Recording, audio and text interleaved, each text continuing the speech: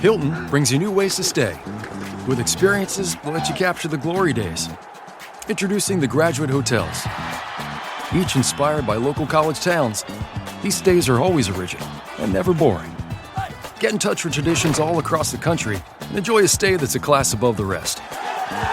Book at Graduate Hotels with Hilton Honors Points at Hilton.com. It's a win-win. Hilton, for the stay.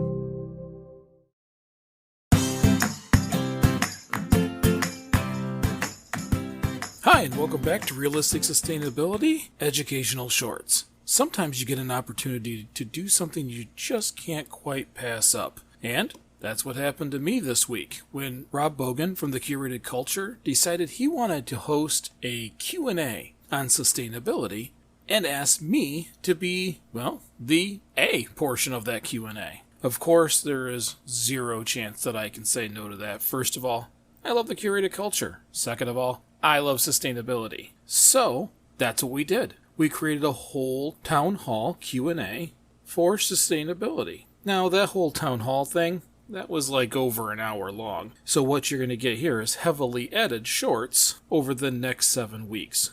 Yep, we created a 7-part series with little clips from that town hall. I really did enjoy answering those questions for Rob. Later, you'll be able to see more on YouTube as those videos get released. So I hope you enjoy these as much as I did. Here is my Sustainability Q&A Town Hall featuring Rob Boggan of the Curated Culture, Part 1. Good morning, good afternoon, good evening, whenever you happen to be checking this out.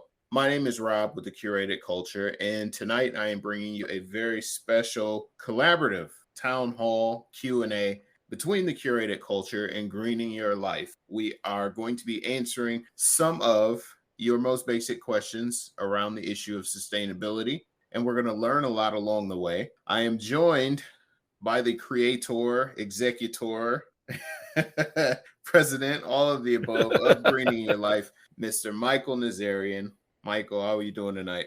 I'm doing great. Thank you so much for sitting down, having this conversation, because I think this is a topic that needs to really get out there more. It is 100%. And I have been wanting to have this conversation with you on this type of scale, just because I know that this is something that you're really passionate about. And it is something that is at the forefront of a lot of discussions lately. And a lot of people want to learn more about it. And I think we will do a great justice tonight in showing people that it's really not as far out there as you would think. Something as far as sustainability or just being more sustainability conscious is really an idea that is within reach for everybody, really. Oh, it's true. There's so much out there that makes everything sound so extreme, and it simply isn't. Most of sustainability factors are just slowing down and thinking. They're using a little less. They're doing a little more.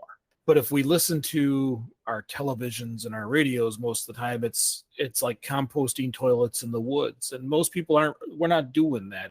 Yeah, absolutely. And it's something it is necessary now more than ever, especially with COVID kind of lingering around and our increase on single-use items, which we'll get into that a little bit later. I know you have a lot to say about that, but yes, it is something that is very important, and I am looking forward to removing some of the stigma behind sustainability.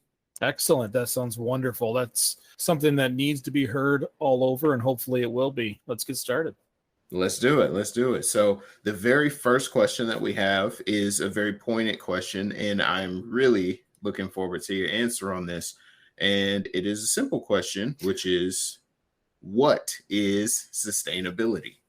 What is sustainability? That was still being debated when I was in college, and in some sense still debated today. But there are some general ideas, and there's a kind of an accepted sentence to, an answer to that question, which is sustainability really is managing our society's needs without mortgaging future society needs. We have to live within what we are doing and what we need without taking from our children year over year over year. Economics right now functions completely different. There's quotes out there that talk about economics is built by mortgaging tomorrow. And as soon as we had credit, that's exactly what it did. Well, business, with its need for infinite growth, is taking society with it. So here we are now, mortgaging the future of future generations so that we can live how we want to live today. I like it. I like it. In its most basic terms, that is exactly what sustainability is. Now, here's another question for you. What is our roles when it comes to sustainability in comparison to that of, let's say, a larger corporation? When it comes to us, we have certain roles. The fact is that we have to educate ourselves first. There's very few people who really understand sustainability beyond the buzz term, beyond, no, I put the plastics in the recycle bin, I'm good.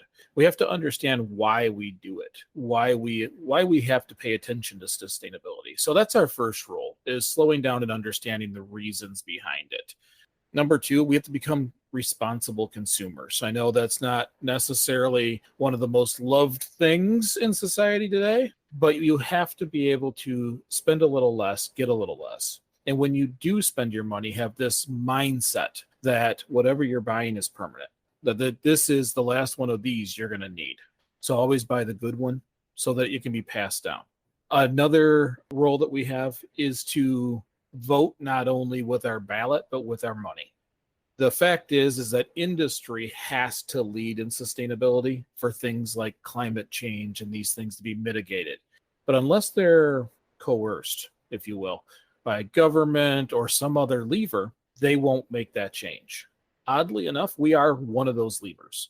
Our vote at a ballot box, our vote with our dollar, affects those companies tremendously. If we are not spending our money on their product because of some action they have, they will change that action, or they will become obsolete and they will go out of business.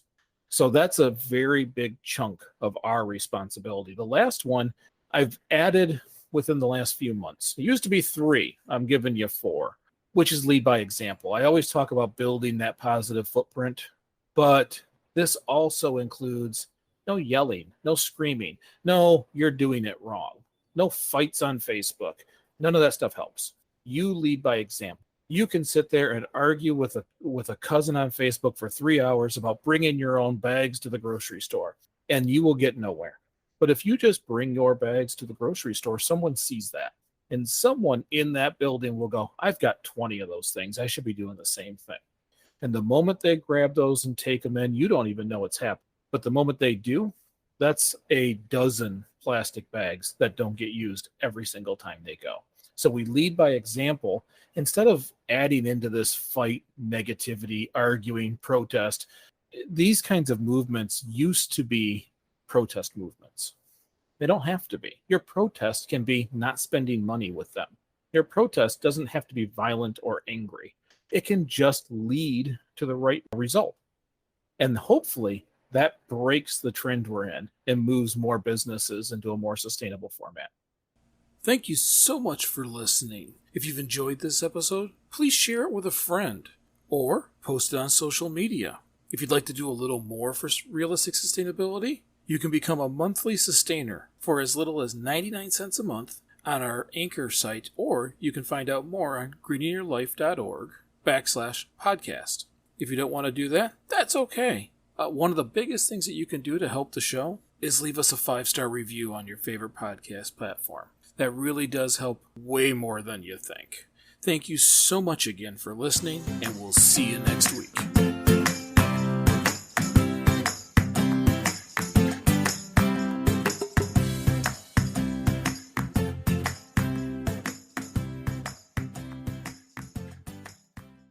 Hi, this is Mike, co-host of Realistic Sustainability, the podcast, which you probably already know, but I'm also the author of A Beginner's Guide to Greening Your Life. That was the book that led to our Facebook page, our Facebook group, and, well, even this show. It offers tips on promoting your positive footprint while decreasing your carbon footprint. So if you want to read what started all of this, get A Beginner's Guide to Greening Your Life, available on Amazon, eBay, Etsy, or just visit greeningyourlife.org for more information.